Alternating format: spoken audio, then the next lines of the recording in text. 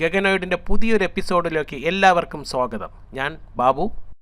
നമ്മളിന്ന് ഉണ്ടാക്കാൻ പോകുന്ന ഒരു മോട്ടോർ സ്പീഡ് കൺട്രോളറാണ്. അതെന്ന് പറഞ്ഞാൽ പൾസ് വിഡ്ത്ത് മോഡുലേഷൻ യൂസ് ചെയ്ത് വർക്ക് ചെയ്യുന്ന ഒരു സാധനമാണ്. അതിനുവേണ്ടി നമ്മൾ യൂസ് ചെയ്യുന്ന ഒരു 555 ICയും പിന്നെ ഏതെങ്കിലും ഒരു NPN ട്രാൻസിസ്റ്റർ, ഒരു പവർ ട്രാൻസിസ്റ്റർ ആയിരുന്നാൽ ഏറ്റവും നല്ലത്.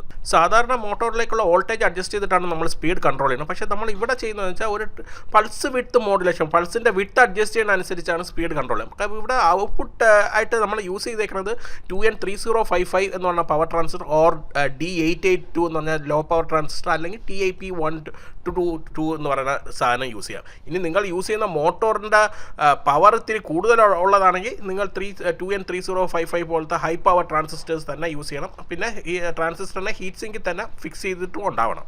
555ൻ്റെ ഔട്ട്പുട്ട് എന്ന് പറഞ്ഞാൽ കറണ്ട് ഭയങ്കര കുറവാണ്. അപ്പോൾ ഒരു ട്രാൻസിസ്റ്റർ എന്ന് പറഞ്ഞാൽ ഒരു കറണ്ട് കൺട്രോൾഡ് ഡിവൈസ് ആണ്. ബേസ് കറണ്ടാണ് തീരുമാനിക്കുന്നത് കളക്ടറിലൂടെ എത്ര കറണ്ട് ഫ്ലോ ചെയ്യണം. അപ്പം ബേസ് കറണ്ട് ഭയങ്കരമായിട്ട് കുറഞ്ഞിരുന്ന ഔട്ട്പുട്ട് കറണ്ട് ഭയങ്കരമായിട്ട് കുറവായിരിക്കും. അപ്പോൾ അങ്ങനെ വരുമ്പോൾ നിങ്ങൾ എന്ത് ചെയ്യേണ്ടതെന്ന് പറയുമ്പോൾ base transfer for example 2N3055 ആണ് യൂസ് ചെയ്യുന്നതെങ്കിൽ ഈ സർക്യൂട്ട് യൂസ് ചെയ്യാൻ പറ്റില്ല. നിങ്ങൾക്ക് അതിനുവേണ്ടി ഒരു ഡാർലിംഗ്ടൺ പെയറുള്ള സാധനം തന്നെ യൂസ് ചെയ്യണം. ഇതുപോലെ ഒരു ഡാർലിംഗ്ടൺ പെയർ ഉണ്ടാക്കിയിട്ട് വേണം ഔട്ട്പുട്ടിലോട്ട് കൊടുക്കാൻ. എങ്കിൽ മാത്രമേ ഹൈ പവർ മോട്ടോഴ്സ് എല്ലാം വർക്ക് ചെയ്യുള്ളൂ. ഇനി TIP122 എന്ന് പറയുന്ന ട്രാൻസിസ്റ്ററാണ് നിങ്ങൾ യൂസ് ചെയ്യണമെങ്കിൽ നിങ്ങൾക്ക് ഡാർലിംഗ്ടൺ പെയറിൻ്റെ ആവശ്യമില്ല. കാരണം എന്ന് വെച്ചാൽ TIP122 ഇറ്റ്സെൽഫ് ഒരു ഡാർലിംഗ്ടൺ പെയർ ട്രാൻസിസ്റ്ററാണ്.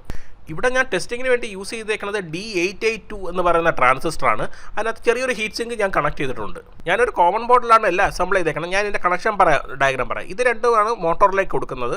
പിന്നെ ഈ 3 കണക്ഷൻ 1, 2, 3 ഇത് 3 പൊട്ടൻഷ്യോമീറ്ററിലോട്ട് നമ്മൾ കൊടുക്കും, കാരണം സ്പീഡ് അഡ്ജസ്റ്റ് ചെയ്യാൻ.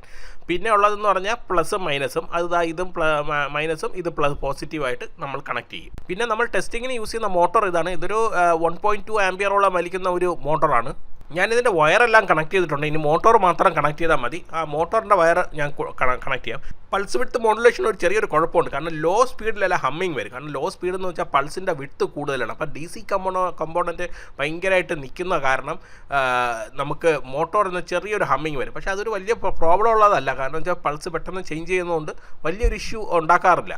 ഏറ്റവും എഫക്റ്റീവ് ആയിട്ടുള്ളൊരു സ്പീഡ് കൺട്രോളറാണ് ഈ പൾസ് വിഡ്ത്ത് മോഡുലേഷൻ യൂസ് ചെയ്തിട്ടുള്ള മോട്ടോർ സ്പീഡ് കൺട്രോളേഴ്സ്. പിന്നെ ഇതിന് ഫീഡ്ബാക്കും കൂടെ ഉണ്ടെങ്കിൽ ഏറ്റവും നല്ലതാണ് കേട്ടോ. ഞാനത് ഫ്യൂച്ചറിൽ ഞാൻ പ്ലാൻ ചെയ്യുന്നുണ്ട്. ഒരു ഫീഡ്ബാക്കും കൂടെ ഉള്ള ഒരു മോട്ടോർ സ്പീഡ് കൺട്രോളർ. അതായത് മോട്ടോർ എപ്പോഴും ലോഡ് വരെയാണെങ്കിൽ സപ്ലൈ കൂടുതൽ കൊടുത്ത് ഇവനെ കുറെ കൂടെ പവറിൽ കറക്കുന്നത്. പക്ഷേ അതിനൊരു ഡിസഡ്വാൻറ്റേജ് ഉണ്ട്. ചെറിയ ലോ പവർ മോട്ടറൊക്കെ ആണെങ്കിൽ പെട്ടെന്ന് കത്തിപ്പോകും. കാരണം വോൾട്ടേജ് കൂടുതൽ വന്നിട്ട് പെട്ടെന്ന് കത്തിപ്പോകും. ഞാൻ പവർ സപ്ലൈ എല്ലാം കൊടുത്തിട്ടുണ്ട്. ഇനി നമുക്ക് ഇതിൻ്റെ സ്പീഡ് ഒന്ന് അഡ്ജസ്റ്റ് ചെയ്ത് നോക്കാം, എത്രമാത്രം ലോ സ്പീഡിൽ ഇതിന് കറങ്ങാൻ പറ്റുമെന്ന്. കാരണം ഇതൊരു ഹൈ സ്പീഡ് മോട്ടറാണ്, നല്ല പവർഫുൾ ആയിട്ടുള്ള ഹൈ സ്പീഡ് മോട്ടറാണ്. ഈ മോട്ടോർ എത്രമാത്രം സ്പീഡിൽ നമുക്ക് ഇതിനെ കൺട്രോൾ ചെയ്യാൻ പറ്റുമെന്നും കൂടെ ഞാൻ കാണിച്ചു തരാം. ഞാൻ ഇതിൻ്റെ സൗണ്ട് കൂടെ ഒന്ന് കേൾപ്പിച്ചാൽ അപ്പം നിങ്ങൾക്ക് മനസ്സിലായി എത്രമാത്രം സ്പീഡിലാണ് ഇവൻ കറങ്ങുന്നത്. ഒന്ന് ശ്രദ്ധിച്ച് കേട്ടോളൂ.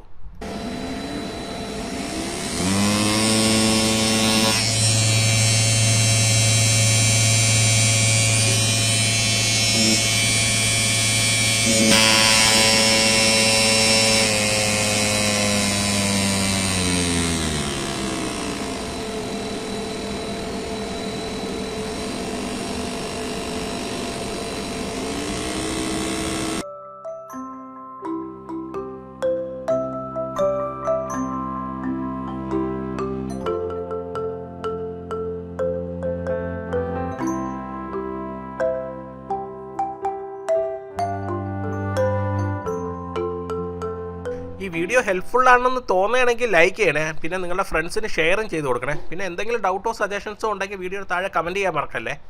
ഇതുപോലുള്ള ഇൻട്രസ്റ്റിംഗ് വീഡിയോയ്ക്ക് വേണ്ടി ചാനൽ സബ്സ്ക്രൈബ് ചെയ്യാൻ മറക്കരുത്. അതിൻ്റെ അപ്പുറത്തുള്ള ചെറിയ ബെല്ലൈക്കൺ ക്ലിക്ക് ചെയ്താൽ ഞാൻ അപ്ലോഡ് ചെയ്യുന്ന വീഡിയോസിൻ്റെ നോട്ടിഫിക്കേഷൻ നിങ്ങൾക്ക് കിട്ടും.